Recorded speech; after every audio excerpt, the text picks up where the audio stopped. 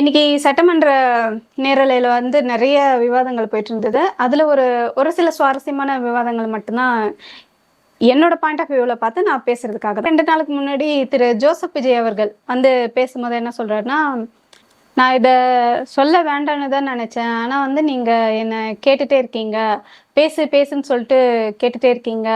நான் பேசுவேன் தான், பேசக்கூடாதுன்னெல்லாம் ஒன்றும் இல்லை, நான் பேசுவேன் தான். ஆனால் வருகின்ற இடைத்தேர்தலில் அவங்க எதிர்க்கட்சியில் ஜெயிக்கிறதுக்கு ஒரு சான்ஸ் கொடுக்கணும்ல, நான் பேசிட்டா அவங்களால ஜெயிக்க முடியாதுல்ல அப்படின்னு சொல்லிட்டு அப்படியே ஒரு பேசி அறுத்து தள்ளிட்டாலும் 234 தொகுதியிலையும் ஒரு போயிட்டு பேசி 234 தொகுதியிலையும் தனி பெரும்பான்மையா வென்று சிங்களா தாவை காப்பாட்டி வந்து அப்படியே தமிழ்நாட்டில் ஆட்சி அமைச்ச மாதிரி பெரும்பான்மை நிரூபிக்க முடியலன்னு சொல்லிட்டு தான் தீய சக்தி கிட்ட இருந்து கொஞ்சம் கொஞ்சம் கொஞ்சம் கொஞ்சம் எடுத்து எடுத்து எடுத்து எடுத்து இப்போ வந்து ஆட்சி அமைச்சிட்டு இருக்கீங்க. இவர் பேசுறாரு இன்ஸ்டா இன்ஃப்ளூயன்சர்ஸ், அதான் அந்த ரூட் மாஃபியா மூலம் பணம் வாங்கிட்டெல்லாம் பேசிட்டு இருக்காங்க இல்லைங்களா, அவங்க மூலியமாவும் வந்து ஜெயிச்சுதான்.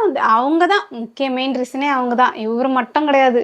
அவங்கெல்லாம் சொல்லி பேசி மக்களை வந்து பிரெயின் வாஷ் பண்ணி அந்த மாதிரி தான் இவர் வந்து ஜெயிச்சு வந்து அந்த சீட்ல உட்காந்துட்டு இருக்கிறாரு. தவிர்த்து இவர் அப்படியே என்ன தேன் வந்து பாய் இது காதி நீலேன்னு சொல்லிட்டு பேசி அப்படியே 108 தொகுதியிலையும் ஜெயிச்ச மாதிரி பேசுறாரு. அவங்க ஜெயிக்கணும் இல்லைங்களா, நான் வாயை திறந்தா அவங்களால ஜெயிக்க முடியாது. அண்ட் என்னோட லூஸ் டாக் என்ன விட்டாருன்னா, என் டேபிள் மேலே வந்து நிதி அமைச்சர் கொஞ்ச நாள் முன்னாடி சொல்லியிருந்தாரு, என் டேபிள் மேலே 3 ஃபைல் இருக்குது அப்படி. அவர் வந்து போகிற போக்கிலலாம் ஒன்றும் சொல்லலை, உண்மையாகவே என் டேபிள் மேலே வந்து 3 ஃபைல் இருக்குது, அதை நான் எடுக்கக்கூடாதுன்னு தான் பார்க்குறேன். அது எப்போ எடுக்கணும், எந்த டைம்க்கு எடுக்கணும், எந்த நொடிக்கு எடுக்கணும், அன்னைக்கு சுபமுகூர்த்தனாலா இல்லை அன்னைக்கு பிரதோஷமா அன்னைக்கு கிருத்திகையா, அதெல்லாம் பார்த்துட்டு தான் நான் எடுப்பேன் அப்படின்ற மாதிரி அவர் வந்து பேசுகிறாரு. அதுக்கு தான் வந்து எதிர்கட்சி தலைவர் என்ன சொன்னார்னா, நீங்கள் எடுங்க, இன்னைக்கு சொல்கிறாரு, நீங்கள் எடுங்க, நீங்கள் எடுத்து தான் பாருங்கள், எடுத்து பார்த்துட்டு அதில் யார் ஊழல் செஞ்சுருக்கா, யார் மேலே தப்பு இருக்குது, யார் மேலே தவறு இருக்கா, அது வந்து நீங்கள் ப்ரூஃபோடு நிரூபித்து ஆக்ஷன் எடுங்க, அதை நாங்கள் எதிர்கொள்ள நாங்கள் தயாராக இருக்கோம். நீங்கள் எடுக்கிறேன்னு சொல்லிட்டு ஏன் இப்படி இப்போ எடுக்காமே இருக்கீங்க, அதுக்கு நீங்கள் என்ன ஜோசியம் பார்த்து நல்ல நேரம் பார்த்து தான் நீங்கள் வந்து ஓப்பன் பண்ணுவீங்களா அப்படின்னு சொல்லிட்டாரு. இதுக்கு உடனே பொத்துக்கிட்டு வந்துருச்சு யாரு, நம்ம ஆர்எஸ்எஸ் சங்கி அமைச்சர் அவருக்கு. அவர் வந்து நீங்கள் வந்து ஜோசியம் அதெல்லாம் வந்து நீங்கள் சொல்லாதீங்க, ஜோசியம் பார்த்து மஞ்சள் துண்டு போட்டவங்க வந்து அதெல்லாம் நாங்கள் பார்த்துருக்கோம், அதனால நீங்கள் வந்து சொல்லாதீங்கன்னு சொல்லிட்டு மஞ்சள் துண்டு போட்டேன்னு சொல்லிட்டு கலைஞரை அவமானப்படுத்திட்டு காவி ட்ரௌசரேந்து பேசிட்டு இருக்கிறாரு. இங்கே அதுதான் காமெடியே. இதுக்கும் வந்து நீங்கள் ஜோசியம் பார்ப்பீங்களா அப்படின்னு சொல்லிட்டு உதயநிதி ஸ்டாலின் சார் வந்து கேட்டார். அவர் கேட்டதில் எந்த வித தவறுமே கிடையாது, அது 100% கரெக்டு தான். ஏன்னா அவர் வந்து ஃபுல் அண்ட் ஃபுல்லாக அந்த ஜோசியத்தை நம்பி தான் இருக்கிறாரு. நீங்கள் நல்லா கவனிச்சிங்கன்னா தெரியும். அவர் வந்து இன்னைக்கு வந்து ஃப்ரைடே வெள்ளிக்கிழமைன்றதுனால இன்னைக்கு வந்து பட்டு வேட்டி பட்டு சட்டை போட்டுட்டு வந்திருக்கிறாரு. இதுக்கு முன்னாடி வந்து சட்டை ஃபேண்ட் நீங்கள் நல்லா கவனிச்சு பார்த்தீங்கன்னா தெரியும். சுப முகூர்த்த நாட்கள் கேலண்டரில் பார்த்து இன்னைக்கு வந்து தைப்பூசம் உகந்த நாள், தெய்வங்களுக்கு உகந்த நாள் அப்படின்ற மாதிரியான தேதிகளில் இந்த மாதிரி சட்டசபையில் அவர் வந்தார்னா அவரோட ட்ரெஸ் கோடு மட்டும் நீங்கள் கவனிச்சு பார்த்தீங்கன்னா தெரியும். இவரோட ஜோசியக்காரே வந்து சொல்கிறாரு, அதாவது அந்த ரத்தன் பண்டிட் அவரே சொல்கிறாரு, தமிழக வெற்றி கழகம்னு நான் சொல்லி தான் வந்து அவர் அந்த பேரை வச்சாரு. இப்போ வரைக்குமே அந்த ஆள் சொல்கிறது தான் இவர் கேட்டுட்டு இருக்கிறாரு. ஏன்னா 717 டாஸ்மாக வந்து மூடுங்கன்னா அது என்ன 717, 500 மூடலாம், இல்லை 1000 மூடலாம், இல்லை 700 மூடலாம், அது என்ன 717? இதுவும் வந்து அவர் சொல்லி தான் இருக்குமோன்னு எனக்கு டவுட் பர்சனலாக. இந்த விஜய் வந்து செய்கிற ஒவ்வொன்றுமே பார்த்தீங்கன்னா ஃபுல்லுமே வந்து ஜோசியத்தை நம்பி தான் இருக்கும். ஆனால் இவங்க கொள்கை தலைவர் யாருன்னு பாருங்களேன், தந்தை பெரியார் கொள்கை தலைவர். ஆனால் இவர் பண்ணுறது எல்லாமே வந்து கோயிலுக்கு போகிறது, சர்ச்சுக்கு போகிறது, ஓகே கடவுள் நம்பிக்கை அவங்களுக்கு இருக்கலாம். ஆனால் ஜோசியத்தை நம்பி ஒரு தமிழ்நாட்டோட முதலமைச்சர் ஃபுல் அண்ட் ஃபுல்லாக ஜோசியத்தை தான் நம்பிட்டு இருக்கிறாரு. இப்போ இந்த ஃபைலை ஓப்பன் பண்ணுறதுக்குமே ஒரு ஜோசியத்தை தான் நம்பிட்டு இருக்கிறாருன்னு எல்ஓபி அவர்கள் கேட்டதில் வந்து எந்த வித தவறுமே இல்லை.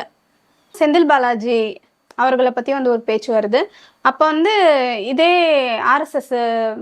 ஆர்எஸ்எஸ் நிர்மல்குமார் அவர் வந்து என்ன சொல்கிறாரு, கரூர் கம்பெனி செந்தில் பாலாஜி அப்படின்னு சொல்லிட்டு, இதெல்லாம் வந்து நீங்கள் மேடை போட்டு தெருவில் நின்று பேசினா வந்து மக்கள் வந்து கை தட்டுவாங்க, கிளாப் பண்ணுவாங்க, அதை வீடியோ எடுத்து பப்ளிஷ் பண்ணிவிட்டு அதை இது பண்ணுவாங்க. அது வந்து அதான் 3ஆம் தர பேச்சாளர் மாதிரி வெளியே போயிட்டு பேசலாமே தவிர்த்து ஒரு சட்டமன்றத்துக்குன்னு ஒரு மரபு இருக்குது.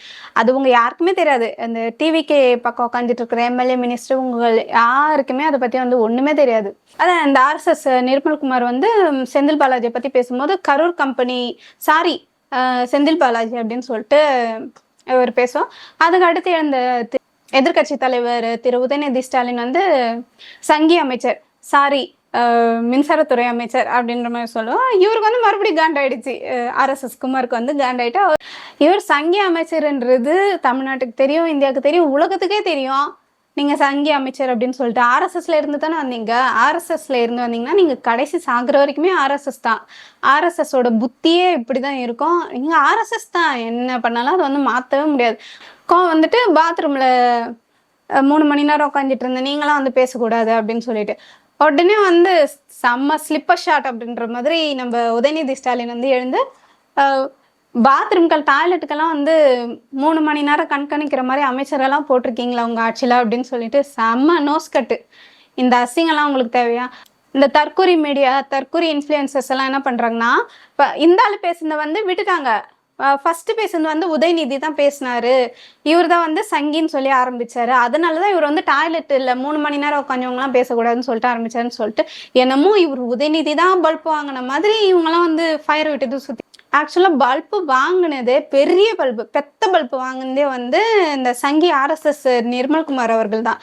ஏன்னா டாய்லெட் இன்றிலிருந்து இவருக்கு வந்து டாய்லெட் துறை அமைச்சர் அப்படின்னு சொல்லிட்டு ஒரு பட்ட பேரே வந்து திமுக சைட்ல இருந்து கொடுத்து விட்டாங்க. எது பேசணுமோ அதை பத்தி பேசல. இங்க எவ்வளோ பிரச்சனை நடந்துட்டு இருக்கு.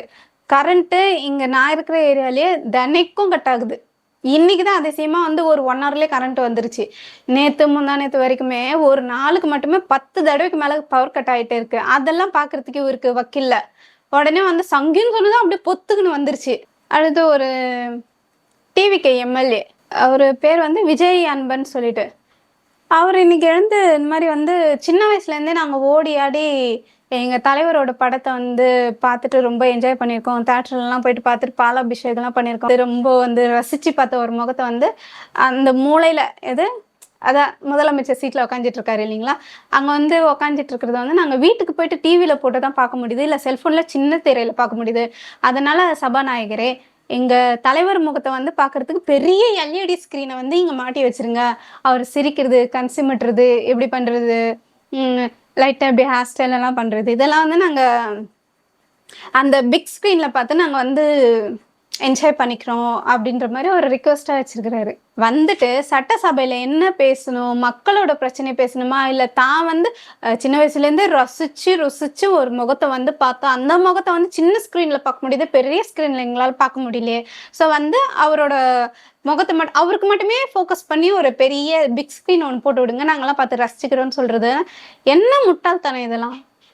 முதலமைச்சரோட முகத்தை வந்து பிக் ஸ்க்ரீனில் பார்க்கறது தான் எங்களுக்கு வரமே, அதுதான் எங்களுக்கு வேணும்னு சொல்கிறதெல்லாம் இதுக்கு எதுக்கு MLA-வா நீங்கள் ஜெயிச்சு வரணும்? பேசாமல் வீட்லேயே உட்காரணும், இல்லை தேட்டரில் போயிட்டு அவரோட பழைய படத்தெல்லாம் போடுங்கன்னு சொல்லிட்டு அந்த படத்தையே பார்த்து கடைசியும் காலத்தை ஓட்டி முடிச்சுட்டு போக வேண்டியதானே. இதுக்கு நீங்கள் இங்கே வந்து உட்காரணும்னு அவசியமே கிடையாது. எல்லா MLA-க்களுக்கும் வந்து காரு கொடுப்போம், பிறகு அலவன்ஸ் 75,000, அப்புறம் தனியாக ஒரு டிரைவரு ஹெல்ப்பர் அப்படின்ற மாதிரி. ஆக்சுவலாக MLA-க்கு எல்லாருக்குமே 1,05,000. அது மட்டும் இல்லாமல் உங்களுக்கு வந்து தனி காருக்கு ஒரு தனி டிரைவரா ஹெல்ப்பரா அந்த மாதிரி வந்து அது ஒரு 1 lakh மேலே வந்து போகுது. DMK MLAஸ்க்கெல்லாம் கார் வேண்டாம்னு சொல்லிட்டாங்க. அந்த கம்யூனிஸ்ட் பார்ட்டியில் இருக்கிறவங்களுக்கும் எங்களுக்கு கார் வேண்டாம், எங்ககிட்ட கார் இருக்குது அப்படின்ற மாதிரி வந்து நோஸ் கட் பண்ணிட்டாங்க. ஸோ அந்த கார் கொடுக்குறேன் அப்படின்றதுக்காக அந்த லேடி MLA அவங்க பேர் எனக்கு தெரில, அது எந்த தொகுதின்னு எனக்கு தெரில, அவங்க அப்படி கொடுத்ததெல்லாம் கொடுத்தார். யாருக்காக கொடுத்தார்? ஒருத்தருக்காக கொடுத்தார், ஊருக்காக கொடுத்தாருன்னு சொல்லிட்டு. ஆமாம், அவர் பேக்கெட்லேருந்து எடுத்து கொடுத்தாரு. இந்த எலெக்ஷன் கேம்பெயின் எல்லாம் நடக்கும்போது ஒரு பொண்ணு ஒன்று நல்லா ஃபேமஸ் ஆச்சு. அந்த பொண்ணு அக்காவும் தெரில, அவங்க வந்து ரொம்ப ஃபேமஸ் ஆனாங்க. அங்கதான் நீங்க தப்பு பண்றீங்க, அவர் வந்து மக்கள் பணத்துல இருந்து கொடுக்க மாட்டாரு, மக்கள் பணத்துல இருந்து கொடுக்குறேன்னு சொல்ல, ஏன் பணம்னா அந்த பாடி மாடுலேஷனே பாத்தீங்கன்னா அவ்வளவு கேவலமா இருக்கும். அந்த பொண்ணு ஒண்ணு பேசுச்சு, அவர் ஏன் பணத்துல இருந்து கொடுப்பார். இந்த 234 பேருக்குமே வந்து சம்பளம் வந்து நம்ம கட்டுற வரி பணம் தான். நீங்க கட்டுற வரி பணம், நான் கட்டுற வரி பணத்துல இருந்து தான் அவங்களுக்கு சம்பள காசே போகுது. அப்படி இருக்கும்போது அவங்க பயன்படுத்துற காரு எல்லாமே வந்து நம்மளோட சம்பள காசு தான். இது வந்து விஜய் வந்து அவரோட பேக்கெட்ல இருந்து எடுத்து கொடுக்கல, அவர் கெரியரோட உச்சத்துல இருந்து வரேன்னு சொல்றாரு இல்லைங்களா, அப்படி அந்த பணத்துல இருந்து எடுத்து கொடுக்கல. இதுக்கு இந்த அம்மா வந்து பாட்டு கொடுத்ததெல்லாம் கொடுத்தார். யாருக்காக கொடுத்தார்? ஒருத்தருக்காக கொடுத்தார், ஊருக்காக கொடுத்தார். கொடுப்பாரு அவரு.